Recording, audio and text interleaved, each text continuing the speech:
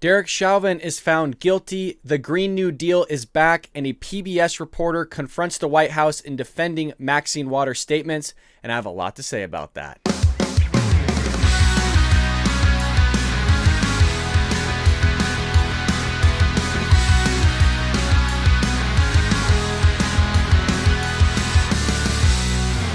Welcome to the Bald Brad Show. Before we get into our lead story of the day, please take a moment right now to hit that like button. It does help the YouTube algorithm push my video out there to viewers who have not seen my content or my channel. And also, if you enjoy the Bald Brad Show, please make sure you hit the subscribe button as well as the bell notification button so you're notified whenever we go live, which is every Monday through Friday, 9 a.m. Eastern Standard Time. And we also have a special episode of the Bald Brad Show coming out this Saturday with none other than Arthur Quan Lee joining the Bald Brad Show for a long-form interview. So if you have the bell notification button enabled, you'll be notified right when that video goes live. So stay tuned for that. And for our lead story of the day, it comes from our friends over at Blaze Media, and it is written by the man, the myth, the legend. Yes, you have it right, Phil Shiver, and he titles it, Breaking Jury Pronounces Former Minneapolis Police Officer Derek Chauvin Guilty on All Counts in George Floyd Killing.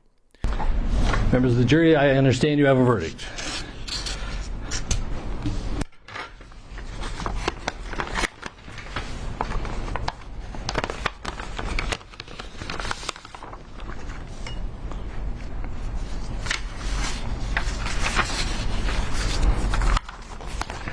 Members of the jury, I will now read the verdicts as they will appear in the permanent records of the 4th Judicial District.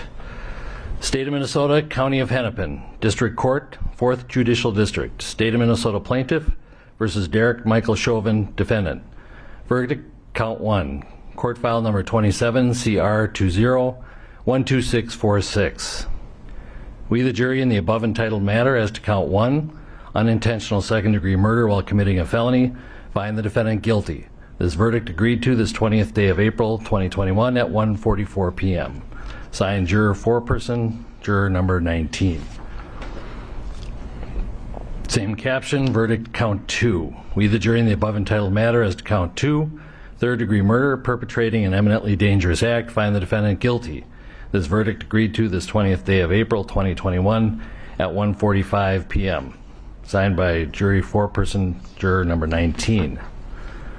Same caption, verdict Count 3. We, the jury, in the above entitled matter as to Count 3, second-degree manslaughter, culpable negligence, creating an unreasonable risk, find the defendant guilty. This verdict agreed to this 20th day of April 2021 at 1:45 p.m. Phil starts off by saying after roughly 10 hours of deliberation, a 12-person jury considering charges of murder and manslaughter against former Minneapolis police officer Derek Chauvin has delivered its long-awaited verdict Tuesday afternoon. The jury of 5 men and 7 women unanimously pronounced Chauvin guilty on all 3 charges of second-degree murder, third-degree murder, and second-degree manslaughter. Now, this came as a surprise to me of charging him for all 3, where I thought that you really couldn't get beyond a reasonable doubt for the second-degree murder charge and the third-degree murder charge. My prediction to my friends was, hey, maybe it's going to be manslaughter, most likely with the pressure coming from the public as well as politicians like Maxine Waters and the President of the United States weighing in on it as well. Maybe they'll cave in and charge him for that.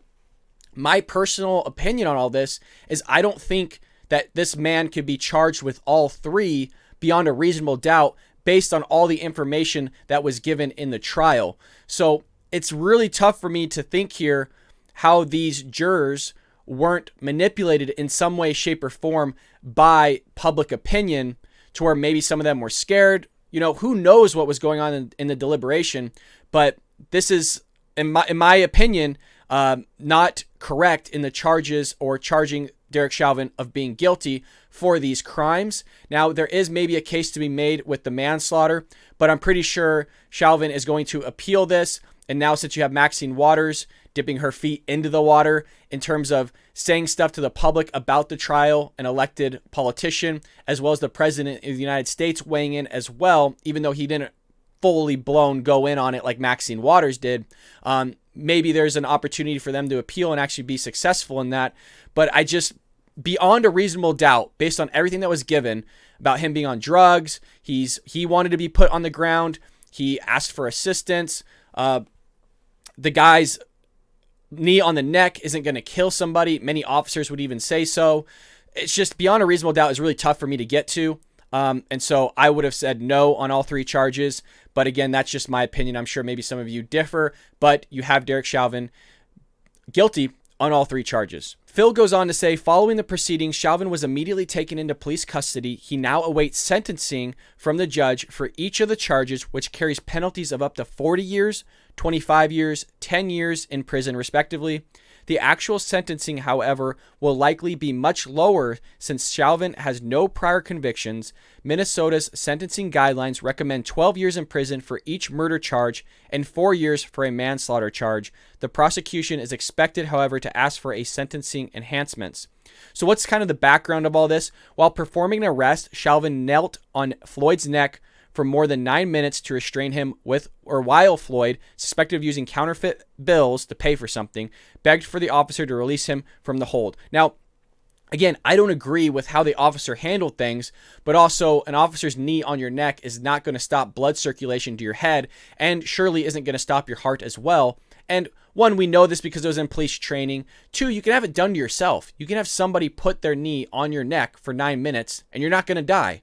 And somebody else already did this on TV or on YouTube. Steven Crowder did it for 9 minutes, and the guy just got fine. He said, I have a crink in my neck, but I'm fine. So there was clearly other things were involved in Floyd passing away, and maybe some of that had a little bit do with what the officer is doing, which is what I was saying could possibly be manslaughter. But again, it has to be beyond a reasonable doubt. And for me, it's just not there when you had Floyd having a lot of drugs in his system, having 3 times over the limit. So it's a little odd to me, as well as also having underlying health conditions as well. Floyd, who later died, was heard repeatedly saying in the video of the incident, "Please, I can't breathe." Well, he was also saying that even when he was sitting down in the car. I mean, the guy was saying he couldn't breathe even before then. So it wasn't just the fact that he was on the ground. Don't get me wrong, it's a terrible video to watch. It's a hard video to watch. But just to say that I can't breathe on the ground, you were stating that you're having a trouble breathing even before you're on the ground. So I'm not sure what that has really to do with anything. Should the officer have gotten off of him? Of course. Nobody in their right mind thinks that that's a good thing to do, is sit on a guy's neck for 9 minutes that's clearly on the ground. It goes on to say, of immense importance during the trial was Floyd's manner of death. Dr. Andrew Baker, a chief medical examiner who performed an autopsy on Floyd, officially determined his cause of death to be cardiopulmonary arrest, complicating law enforcement, subdual, restraint, and neck compression. But in the report, Baker added that significant conditions included fentanyl intoxication and recent methamphetamine use, in addition to, I can't even read that, hypertension, heart disease. So his heart was already suffering. He was on drugs, and that has a possibility of contributing to Floyd's death, which again comes back to beyond a reasonable doubt. I don't know how you get to that extent when he has drugs in his system. How do you know for sure that those drugs did not play any role, not a single little bit of role in Floyd passing away? That's my thing. Now, maybe there was something going on that I missed, clearly, and maybe a lot of people missed, like Ben Shapiro, Steven Crowder, Candace Owens, anybody at the Daily Wire, anybody at PragerU. A lot of conservatives clearly missed something that the jurors caught that we didn't, but who knows. It goes on to say here, news of the Floyd's death on May 25th spread rapidly on social media, and the incident immediately became a lightning rod for outrage over racial injustice and police brutality, sparking violent protests and riots across the country and around the world. Floyd's death also reignited the Black Lives Matter movement in America and has prompted activists to call for a reckoning over alleged systematic racial oppression in the country. The defense team is expected to appeal the convictions, which is what I stated earlier. And if this would have been a not guilty, everything would have went loose, right? Places would be burning down. The National Guard were already set out for these riots to happen. But what's odd to me is, regardless of what would have happened, you would have said that the system was racist, and you still think the system's racist. So just because this person was convicted, you're thinking, oh, well, we're all done away with our systems being considered racist to a lot of these people like Black Lives Matter. But no, they're going to still push that narrative that our system's racist. It just so happens in their mind that the system worked out this one time. But they're thinking, well, what about all the other times? What about all the other thousands upon thousands of unarmed black men being shot in the streets, which I covered again? Only 18 unarmed black men were shot. So, and again, of those 18, that doesn't mean that they were all bad shoots. Those people could be trying to hit a police officer with their vehicle. which is considered unarmed, so you get shot and killed. That could be reaching for the police officer's gun, you're shot and killed. So some of these people are not just standing there with their hands up going, oh, don't shoot me. Some of them are good shoots where you deserve to die and forfeit your life because you're trying to grab the officer's gun, or you're trying to run the officer over, or you're beating the crap out of the officer and he's almost going unconscious. At that point, then you could take the guy's gun, right, and shoot the officer. So there's some good shoots here, but, according to the left, everything's racist. The system's out to get them. And what I also find odd was just everybody's reaction to all this, right? As if it was like the end of the world for these people, not just African Americans, but for all races out there standing there, as if they were the ones on trial, as if they were the ones that were let free here when they had nothing to do with this.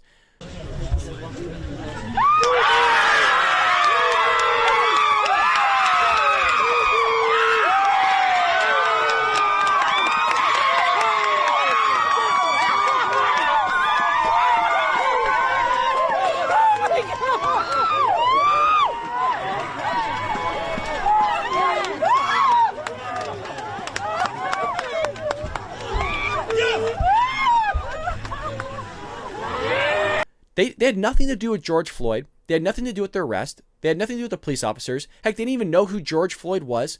They still have never had a conversation with the guy or his family, so they don't know anything about this, but they're acting as if this person was part of their family. They're acting as if this person was highly connected to them, and this person was molding and shaping their entire milieu, as if this person was Jesus Christ.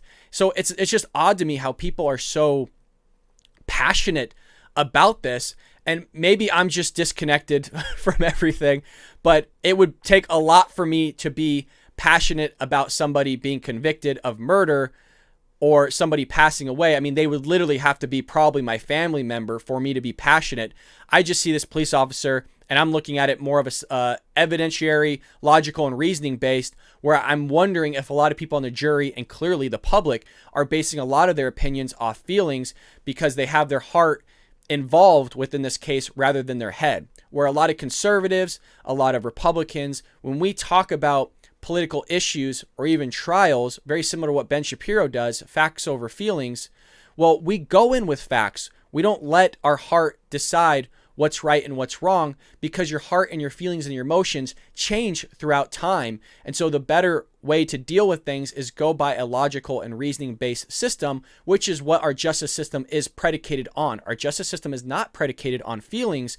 Our justice system, again, is predicated on facts. And again, I know I keep repeating myself, but let me know what you think. Do you think that you would be able to hit Derek Chauvin with guilty on all three charges beyond a reasonable doubt? Let me know what you think in the comments, because I'm generally interested on what my viewers think, as well as other conservatives, because I just don't know how you get from point A to point C and not cover B, which is the facts and which is the evidence. That's just me. But Derek Chauvin, as you know, you have all heard this. Everybody's getting their opinion on it, but you watch the show, so I figured I'd give my opinion on this as well. But the jury pronounces former Minneapolis police officer Derek Chauvin guilty on all counts in George Floyd killing, and we expect to see an appeal from Chauvin's side of things. Also in the news, we have the Green New Deal coming back. This comes from Fox News, and it's titled AOC Progressives Kick Off Fresh Green New Deal Push with Multiple Pieces of Legislation. Members of the Progressive Squad rallied around a new push for the Green New Deal on Tuesday with separate bills for public housing, a civilian climate corps, and funding for cities. For so long, our movement towards a sustainable future has been divided with really just this false notion that we have to choose between our planet and our economy. It's not a false notion. You want to destroy our economy when there's not enough evidence right now to say that even if we got rid of all our carbon emissions in the United States, that would still stop the temperature from changing or rising sea levels or anything of the sort. So you have to weigh the pros and cons of all of this, and you're acting as if, us stopping what we're doing here in the United States, well, you still have the rest of the world polluting, so it's not going to make any difference at all. So why destroy our economy when other people are just going to continue to pollute? Now, should we reduce emissions over time? Of course, it's only better, but you have to let the free market decide that. You shouldn't have government intervention coming in and deciding what a company should be able to do regarding their emissions and not. But, the Democrats love to step on businesses' toes. The Democrats love to hurt businesses. They're not for the American taxpayer, nor are they for American citizens. They just pretend to be. What they really want to do is say that they're for all, have a progressive system, but really they're going to end up hurting the middle class and the wealthy, and they're not going to incentivize any R&D. They're not going to incentivize anybody to want to start a business and better themselves because they're just going to be taxed the shit, which we'll get to in a second. It goes on to say, and we decided to come together in a sweeping legislation that not only rejects that notion, but creates a plan for 20 million union jobs in the United States of America to rebuild our infrastructure, to restore public housing, to make sure that we expand our access not only to EV, electric vehicles, and EV infrastructure, but mass transit. So this is what AOC had to say for her press conference. It is going to be an all-hands-on-deck approach, and we refuse to leave any community behind in the process. Not only do we refuse to leave any community behind, but those who have been left behind come first. We refuse to allow, for example, an economy that goes from oil barons to solar barons. That's what we're not going to do. Because what we're going to do is that we're going to transition to a 100% carbon-free economy that is more unionized, more just, more dignified, and guarantees more healthcare and housing than we ever have before. That's our goal. I'm sorry, but she looks like a middle schooler, right? Where you show up to a middle schooler's presentation and you're there as a family member recording it. And they're like, we want to have a pizza party. And if we do that, then everybody gets a free slice of pizza. I'm sorry. I teach high school math, and this is what I would expect from a high schooler. And some high schoolers, again, are very intelligent and actually very good at presentations. But AOC is just like not good. The lady's crazy, man. The lady is nuts. But it goes on to say here, AOC's Green New Deal week comes as the Biden administration advances a $2.3 trillion infrastructure package, which could face criticism among Democrats for not going far enough in spending. $2.3 trillion. Your mind literally can't fathom that amount of money. Once you get past kind of the million range, your brain starts having a cognitive structure problem on identifying a billion to a trillion. You guys, I can't even fathom $2.3 trillion. We're already $23 trillion plus in debt. I challenge all of you, go to a debt calculator online and watch the numbers tick on how much money we're spending per second as a country. And I think you'll fall over in your chair. Your head will spin. That's how much money we're spending. But the Democrats have gone so far left that they don't think spending $2.3 trillion is enough. What the actual, you know what? These people are nuts and they're getting elected. They're spending us into the ground. At some point, people are going to call on their debts, guys. It's going to happen at some point, and we keep just spending and spending and spending. Republicans as well. Trump was a spender. I hated Trump spending an ass ton of money. As a businessman, he should know how a budget works. I understand there's a lot of stuff going on, but that was one thing I was really relying him on, was not spending a ton of money. Conservatives, we not just conserve values, but we conserve our money as well. We need a budget that works, and right now it doesn't. And you have Democrats in office spending up the wazoo, and it's only the first 100 days of office, or at least the first 4 months of office, roughly, give or take some days. Well, what is in the Green New Deal and how much is it going to cost? So this is actually an old article from the Daily Wire that I want to talk about here. But it says, by nearly every estimate, the Green New Deal environmental plan pushed by Democrat socialist AOC would carry a hefty price tag. One study put the cost at $51 trillion, another at $93 trillion. 51 to 93 is how much this deal is going to cost. It doesn't sound like a good deal to me, right? Sounds like we're getting ripped off. Sounds like a crazy ass idea to me. I don't know about all of you, but I think you're on the same page as I am. A new study released jointly by the Competitive Enterprise Institute, CEI, and Power the Future on Tuesday found that state-by-state case, the GND, would rack up crippling costs.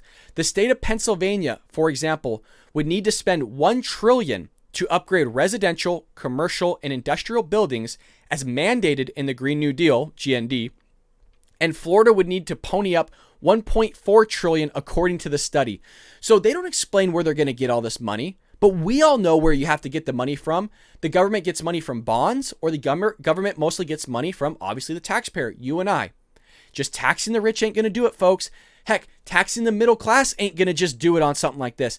Taxing the freaking poor isn't going to pay for this thing. There is not even enough money in freaking circulation to pay for this thing. So they're just expecting money to come out of thin air. But who knows? Joe Biden's a miracle worker. He cured COVID, folks. The guy does everything right. Everything he touches turns to gold.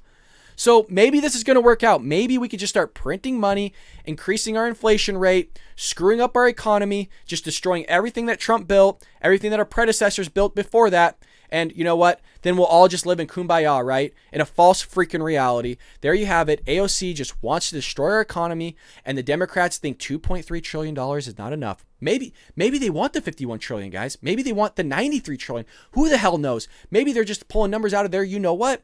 But it goes on further here. The Green New Deal is a radical blueprint to decarbonize the American economy by refashioning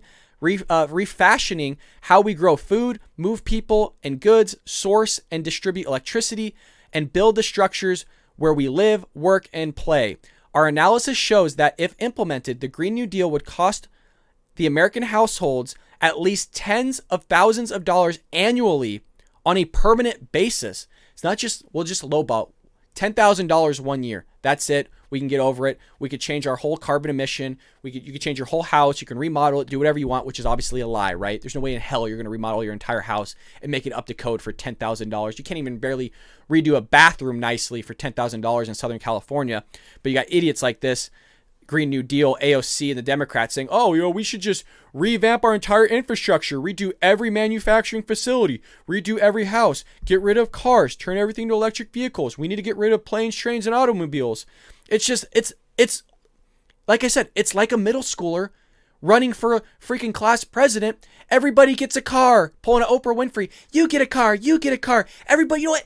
Cars, why not? Everybody gets houses, right? It's mind-boggling that there's people that are elected that are running this country, that are part of committees, and they're pushing crap like this, and then they continually get elected. And it makes you wonder, these are the same people that are in the streets hurraying for a guilty verdict on a man that maybe shouldn't have been found guilty on all three charges. But it's all coming together here, folks. Those same people that are out in the streets are the same people that are getting elected and then going, we should spend $51 trillion. It's just money. We don't know how this stuff works, but hey, you know what? Let's just write the check and, we'll figure it out later. We're all screwed at the end of the day anyways, right? So our analysis shows that if implemented, again, the Green New Deal will cost American households at least $10,000 annually on a permanent basis, meaning forever. It also goes on to say, perhaps that's why exactly 0 Senate Democrats, including the resolution's 12 co-sponsors, voted for the Green New Deal when they had the chance. Well, that was years ago. Again, this is from 2019. When you're already trying to spend $2.3 trillion, what's a little bit more? What's another 2.3? What's another trillion? That's exactly why AOC is pouncing on this opportunity here. Some other massive price tags include $352 billion for New Mexico, $533 billion for Alaska, and New Hampshire at $102 billion. To put the astronomical numbers in perspective, the United States national debt is $22 trillion. That was in 2019. We're roughly at 23 trillion, going to hit 24 trillion soon.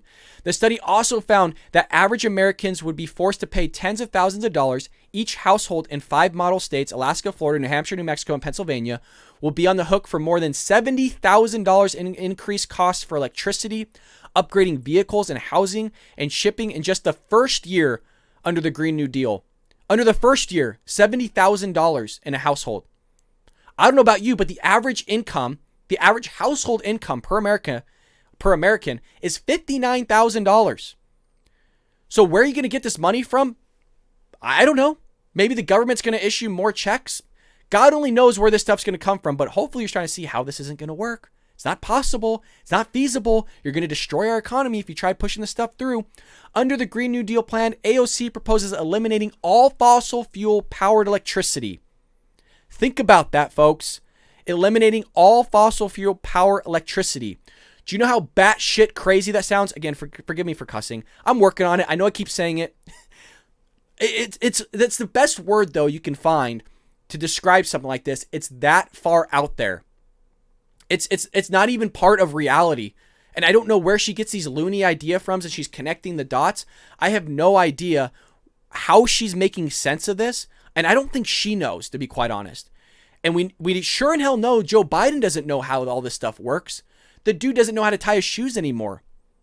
So, this is a scary situation because we got a guy that's running the executive branch. We got psycho people pushing this stuff through. You have leftists and Democrats controlling the Senate and the House. So you got all three branches, and they're talking about just spending more money. So is it possible?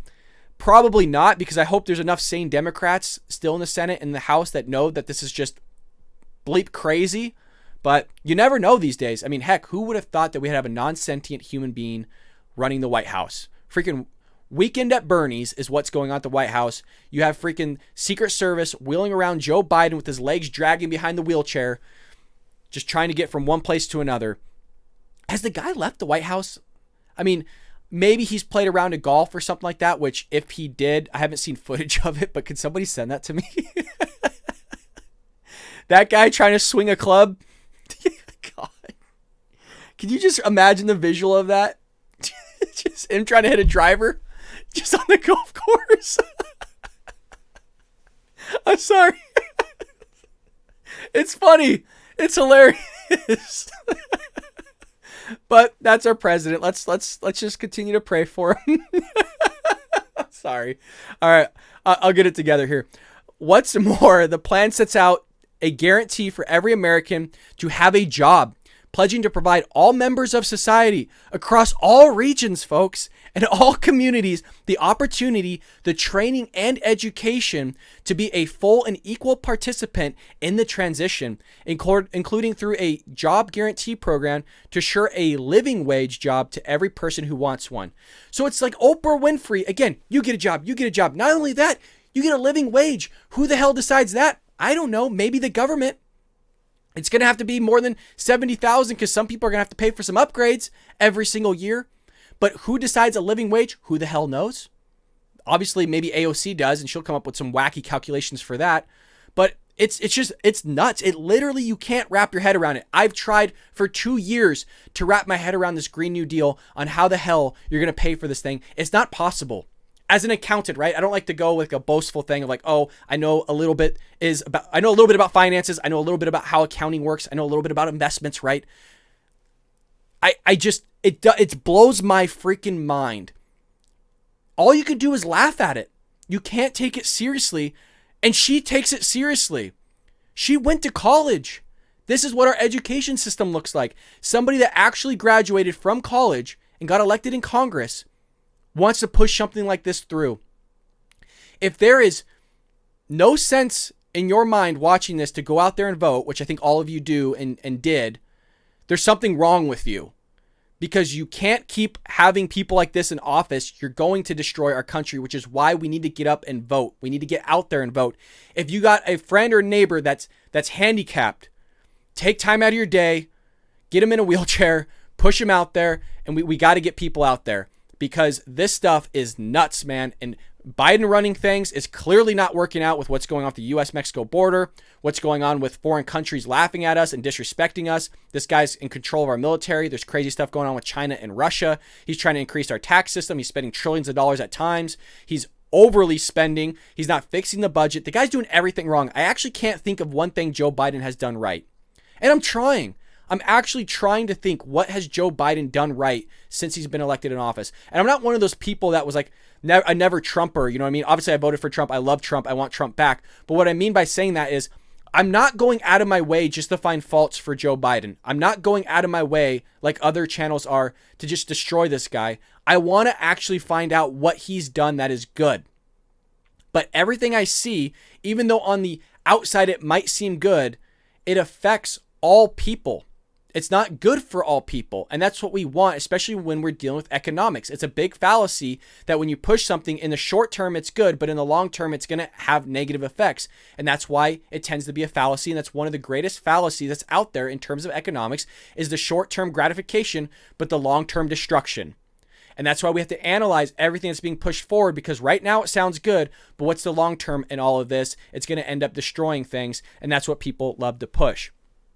According to the Green New Deal, the program also plans to mitigate deeply entrenched racial, regional, and gender-based inequalities in income and wealth, including without limitation, ensuring that federal and other investment will be equitably distributed to historically impoverished, low-income, deindustrialized, or other marginalized communities in such a way that builds wealth and ownership, at the community level.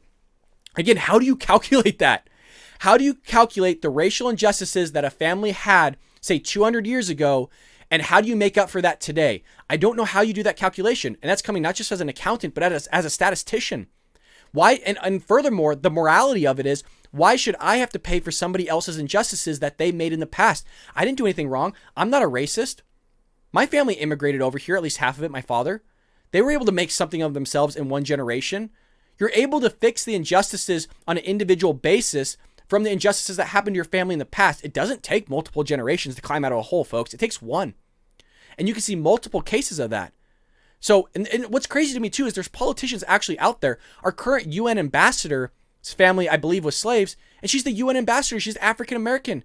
She made something of herself in 3 generations, so you can climb out of it. That doesn't mean that you're stuck there. It doesn't mean you're going to stay in a low-income housing area or a low-income area. All you need to do is make the right decisions on an individual basis. It has nothing to do with your race. It has everything to do with you as an individual and you making the right choices. And if your school system's not teaching you the right choices, if your parents aren't teaching you the right choices, then for the love of God, that's why we need to get our channel, our conservative ideologies out there. My mind's going 1,000 miles a minute, as you can tell. But we need to get this viewpoint out there to not just African Americans, but everybody. Because the same issues that they deal with, white people deal with, Asian people deal with, all ethnicities deal with. That's why race doesn't matter. But they need to see videos like this, like Jordan Peterson's, Ben Shapiro's, PragerU's, to where they have other males or other females telling them, look, there's more to the world than what you see in your own social milieu. You can climb out of it. You're going to have to work hard. Is it going to suck? Absolutely. But it will be gratifying in the long term. Again, it will be gratifying in the long term, and you can do it. Don't believe that there's some sort of systemic racism out there, institutions that are trying to keep you down. They're not. The only institutions that's systemic that's trying to keep you down is the narrative that the media is pushing that those systems exist. You need to work hard, and you can do this. If your school system sucks, you need to just use those crappy textbooks and just try to figure it out. I know it sounds like, well, that's not a very good answer, but there is no other answer other than you on an individual basis, climbing yourself out of that area and making something of yourself and forking your family tree and being successful. And you can do it. You got people rooting for you. You're looking at somebody doing it. I want everybody to be successful, and you can do it. You just have to buckle down, and you're going to have to work harder than others. Even maybe you have to study harder than others. I know I did. A lot of my friends just picked up on information that quick, but I had to study 3, 4, 5 hours longer than they did just to get the same grade. Did it suck? Absolutely. Is it the same way still? No, because I found different tips and tricks to make things work. But the whole purpose of me bringing that up is I don't want people living in a false reality. I don't want people living in a false narrative. There are conservatives out there. As far as I'm concerned, all conservatives want everybody, every individual to be successful, but without them being forced upon to make you successful. And what I mean by that is you're asking for more tax money from me and somehow paying for something that you want, which I don't want to do. You need to make the correct decisions on an individual basis on your end, especially with access to technology that we have today. There's no reason as to why you can't be successful. Homeless people have a cell phone, meaning homeless people have access to YouTube. You can go on there, research how to become wealthy, research on anything you want on the internet. You can learn nowadays. There's no excuse as to why you can't climb yourself out of poverty other than a lack of trying or some externality like maybe some mental illness or something of the nature or of the sort.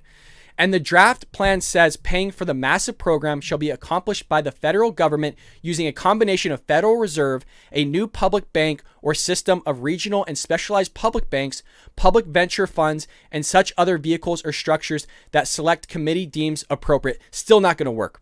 Still not going to work. $93 trillion. There's not enough money to pay for this thing. That's it. That's final. But hey, screw it. What does it matter? It's just money. Money grows on trees, according to Democrats and the left.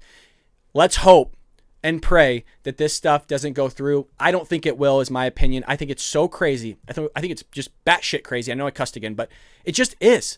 And there has to be hope in our governmental systems that there are people out there in government, politicians is who I'm talking about, that have a brain and know this is crazy.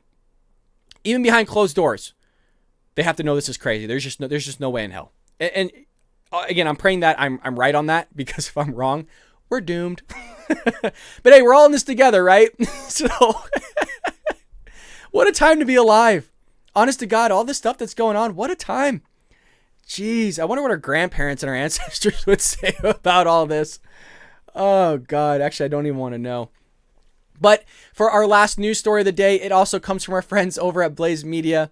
It says here, PBS reporter presses White House to back Maxine Waters' call for confrontations. This is written by Breck Dumas. Again, a PBS reporter wants the White House to back what Maxine Waters said on being more confrontational in the streets if they don't get their way. But again, the media and the outlets, they're not unbiased, or excuse me, they're not biased, right? They're unbiased. They don't have a narrative that they're trying to push, even though Project Veritas exposed CNN for pushing propaganda and a narrative. We can all see through these people, and they're just race baiters. That's all they are. They want this stuff to happen because it only helps their narrative. Seeing people loot in the street only, quote unquote, helps their narrative in some way, shape, or form. I still don't know how it helps their narrative, in the sense of you're just hurting your own communities. And also, by the way, you basically looting, doing all this destruction isn't going to want the police officers to go in there and patrol your areas, because they don't want to encounter an African-American man that's trying to kill them. They don't want to have to shoot them, then go on trial and be found guilty. They don't want to have to do that, and I can't blame them. Heck, if I was a police officer, I would resign. Hell yeah, you're damn right I would resign. I get the hell out of there, because you're not being supported by a lot of people. You have conservatives supporting you. I support you. I have a lot of friends that are cops. I message them and make sure they're okay. Heck, I'll buy them dinner while they're on patrol. I'll go in and buy a cup of coffee just so you know somebody won't spit in it. Whatever you need, I'm here to support you. If you need to email me, my email's in the description. Any way I can to help you, let me know. I will try to do it. But we need to support our police officers. If you want to come into my neighborhood, heck, come in do as much reporting as you want in my neighborhood. Heck, pull me over just to make sure I'm doing okay. I don't care. The more policing, the better. But all you're going to do with that Derek Chauvin case, and when you're pushing this stuff by a PBS reporter asking for the White House to back Maxine Waters' statement on if the Derek Chauvin trial isn't found guilty, that you need to go out in the streets and become more confrontational and basically wham, and throw a temper tantrum out there because you didn't get your way, and you want them to show that you mean business, that's just extremely wrong. It's disgusting. It's something we shouldn't be pushing. And the police officers, I don't blame them for listening to the scanner, listening to the radio, and going, you know what? I'm just not going to go in there. An African-American person, I'm just not going to go in. It's not worth it. It sounds bad because they go into this job wanting to help their community, protect and serve, right? But how can you blame them for how many cops are getting put behind bars, quote unquote, for shooting an unarmed black man? And sometimes it being justified. Now, are the ones that are unjustified deserving to be put away behind bars? Of course, everybody's in agreement on that. But when you push this narrative that police officers are racist, they're systemically racist, they're out there hunting black men in the streets, which, again, I did a video on that. It's just completely false. And the media are pushing that ideology. You can't blame them for resigning. You can't blame them for not going into these communities. And you're only going to hurt these low-income communities. That goes for both white low-income communities and African-American low-income communities. Indian American, Japanese American, Korean American, all of this low-income areas are going to suffer because of what the media is pushing. It's not going to help young African American. It's only going to hurt them because they tend to kill themselves on a racial basis more than police officers are. So again, you're only hurting the African American community. You're not helping them. But what the hell do we know, right? What do conservatives know? We're just a bunch of idiots. We don't know how to conserve values. We don't know how to conserve money. We're the racists, right? This red hat, it's red for Trump, and I must be racist. It's all this stupid crap that they're pushing, and it's sad. It's honest to God, it's sad. Because I can't be more clear in my words and my opinion, right? I can't be more clear that I want everyone to succeed beyond race. Race does not matter. How can you be more clear in your sentence? And somehow the media keeps pushing this false narrative. I have yet, honest to God, and I'm sure all my viewers as well, want everybody to succeed regardless of their race. And when we don't see someone to succeed because of their decisions, it is sad for us. It is hard for us to watch people join a gang. It is hard for us to watch people commit acts of violence. It is hard for us to see people make wrong decisions because we know that what that's going to lead to, whether it's a jail sentence or them getting out of jail after being sentenced and having a tough time to find a job because of those actions later on in life. They realize those actions were wrong and they're trying to change their life, but they're having a tough time finding a job because of the actions they made in the past. All this stuff conservatives think about, but the left and the Democrats don't. Or if they do, they don't give a crap because they're just trying to build a narrative. They're trying to build a false reality here in America where America is systemically racist, which again, it's not. It's so frustrating. It goes on here to say, to get into the article, PBS journalist questioned White House Press Secretary Jen Psaki over why the Biden administration was not defending Representative Maxine Waters, Democratic California's comments urging protesters to get more confrontational, even calling on the White House to endorse the Democratic lawmaker's controversial remarks. Representative Waters, as you said, clarified. She said, my actual words don't matter. I wonder why the White House isn't also coming to the defense of Representative Waters, given the fact that she's now facing an onslaught of attacks, especially by, I would say, Republicans. I wonder why the White House isn't saying, we back what she said about being confrontational. She was obviously not threatening violence. There are civil rights leaders that are saying that's what civil rights is to be confrontational, to be active. Well, she also clarified her own remarks, Amish, and I think that's the most powerful piece to point to. And one last question, if I could. Waters sparked uproar over the weekend when she urged protesters in Minnesota to stay on the street, get more confrontational, and make sure that they know that we mean business if former Minneapolis police officer Derek Chauvin was not found guilty of murdering George Floyd. Waters' comments were interpreted by many as an attempt at inciting violence after Floyd's death sparked deadly riots and looting across the nation last year. Republican House Minority Leader Kevin McCarthy of California, it seems like everything's from California, guys. I apologize. That's my home state. I don't vote for these people, but California's really messing a lot of stuff up here.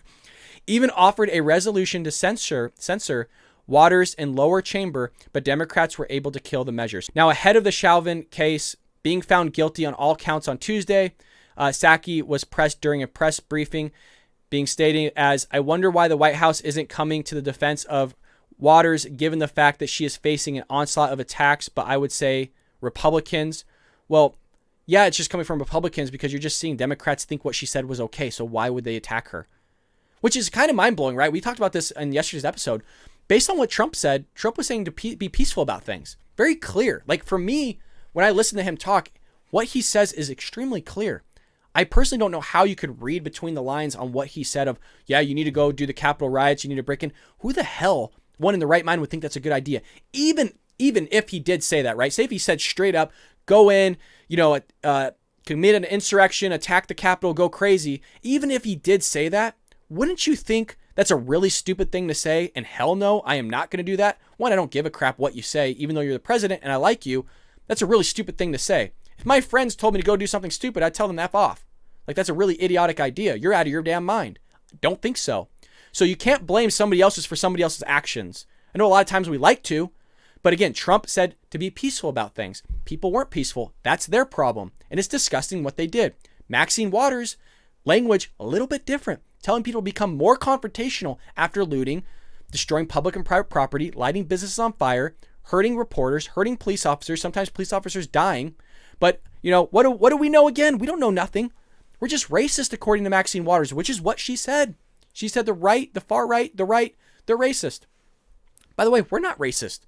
We're not racist in the slightest. We don't put racial ideas out there. You do. You're the left that constantly is pushing radical ideas, identity politics, racist things, but somehow you construed it in your own mind to make it seem like we're the racist ones when, again, we can't be more clear. We don't care about what color skin you are. We don't care about your ethnicity. We just care about what you do, whether it's good or bad. It's that simple. But you want to make it harder than what it is for some odd reason. I wonder why the White House isn't saying we back what she said about being confrontational. Says Waters, she was obviously not threatening violence. How do you know that? You're not Waters. How do you know she wasn't inciting violence? I said clearly, like, maybe she was and maybe she wasn't. I don't know. That's how I read it because I don't know how you can be more confrontational than what you already are and what that means. But how are you going to say she's not inciting violence? Obviously, she's not an idiot and she's not going to go out there in the public street going, you need to light businesses on fire. You need to light this place up. You need to go crazy. Of course, she's not going to say that. She's not that stupid. I mean, she's pretty dumb. Don't get me wrong. In my opinion, Maxine Waters is pretty dumb, but she's been doing this stuff since the LA riots. Maxine Waters has been saying this kind of rhetoric since 1992 with Rodney King. I lived in Los Angeles. I was 3 years old when it happened, but I knew people that were part of the LA riots in the police department. She's pushing this narrative. She's still doing it today. The lady's bat bleep crazy.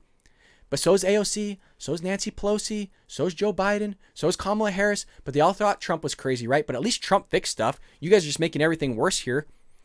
The PBS White House correspondent then argued there are civil rights leaders saying that that's what civil rights is, to be confrontational, to be active. Yeah, you want to be active, and if you mean confrontational in the terms of getting your voice out there and being peaceful, then sure, I'm all for you being peacefully protesting and considering that confrontational. I don't agree with the language. I think it's a little weird that you would attribute being peaceful to confrontational. I don't think me getting up in your face yelling at you as being peaceful, I think that's pretty confrontational. But, maybe I'm the outcast. Maybe I'm not living in reality according to these people. Fox News noted that the liberal reporter in the past has referred to Waters in a story as Auntie Maxine, a lovely nickname by her fans. The reporter's defense of Waters drew criticism online, with several on social media calling for the defunding of PBS over the blatantly biased line of questioning. Now, even though we want that, and by the way, we've been calling for that for a while. PBS isn't the first time they've done things like this. But, if our taxpayer dollars are going in to subsidize this thing, then yes, that funding should be removed, because you're supposed to be speaking unbiased reporting or treat your reporting as unbiased, but you're clearly not. I mean, you're not even hiding it anymore. And every year it seems to get worse and worse and worse. So I'm in agreement. I think you should pull the funding. Why should I have to pay for something like that when you're going to push a narrative that goes against what I believe and what I think, when I just want what the facts are? For example, say you saw a building on fire. You should say, building on fire. I saw a building on fire. This is what the chief of the fire department said, yada, yada, yada. That's it. Just give me the facts. But what you're adding in is, oh, well, this fire was caused by a white man, and the white man shot up the place too. And you're throwing in all this stuff with race and everything. I just care about, look, the building was on fire. Where was the building on fire at? How long did it take to get put out? Did anybody die? Nobody got harmed. Great. The fire department saved somebody. They did their job. Let's give them a pat on the back, and let's move on here. But I don't need all your opinions and all this crap. Nobody wants it. If they want an opinion, then they'll go to a news site that claims to be conservative or be biased, like you have here. You guys come to my show because I would imagine you care about what I think and my thoughts on things and my opinions.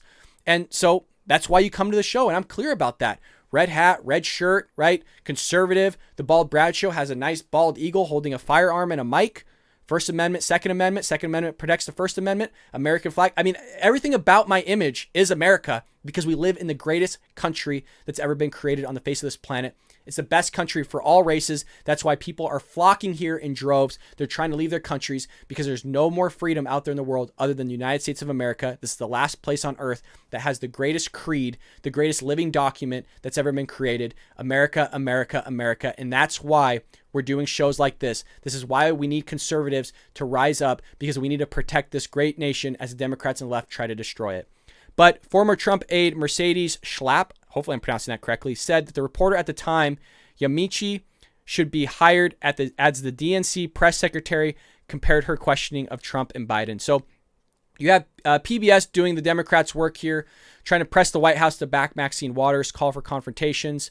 At least the White House had some sort of thinking for that day. Maybe they woke up on the right side of the bed and decided that's probably not a good idea to back Maxine Waters' statements, because Joe Biden's approval rating will probably drop. I mean, I think they're going to drop anyways on how he's handling this country. But that is all the news I have for you today, folks. Again, make sure you hit that subscribe button as well as the bell notification button so you're notified when that interview with Arthur Quan Lee comes out this Saturday. I really do appreciate all your viewership. If you enjoyed the Bald Brad Show, give it a little bit of a like, share it with your friends and family. That way we continue to grow. Our goal for this month, and we're on track, is to get over 1,000 subscribers, but that involves your help, folks, by sending this video, this channel, out to your friends and family, finding those that are conservatives as well. Share it on Reddit, share the channel on Twitter, Parler, wherever you can share it. Please go over and make sure you do so that we can grow to 1,000, and then we'll have our next goal for the next month and grow together. And I look forward to growing with you as well. So thank you very much for your kindness and your love to me. Make sure you leave me a comment, and I'll see you tomorrow here on the Bald Brad Show.